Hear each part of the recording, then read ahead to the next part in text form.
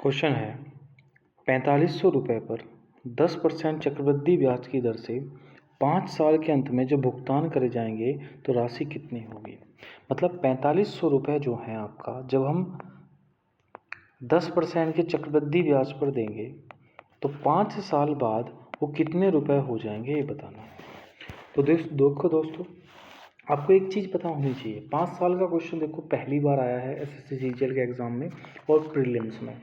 तो आपको एक चीज़ पता होनी चाहिए, अगर 2 साल का निकालना है तो आपको एक रेशियो पता होना चाहिए 2:1 का। 3 साल का निकालना है तो 3:3:1 का रेशियो पता होना चाहिए। और ऐसे ही 4 साल का निकालना है तो 4:6:4:1 का रेशियो निकालना पता होना चाहिए। ऐसे ही देखो आपका, अगर आपको 5 साल का आया हो तो आपको एक रेशियो पता होना चाहिए 5:10:10:5:1 का। क्या रेशियो पता होना चाहिए? 5:10:10:5:1। अब देखो, सबसे पहली बात है कि 4500 का 10% कितना होता है। तो अगर हम 4500 के 10% की बात करें तो 4500 का 10% होता है 450। तो यहाँ पर आएगा आपका 450। क्या आएगा जी? 450। इसका होगा ये 450, ठीक है। उसके बाद 450 का 10% कितना होगा? 45। फिर 45 का 10% कितना होगा? तो ये होगा जी 4.5।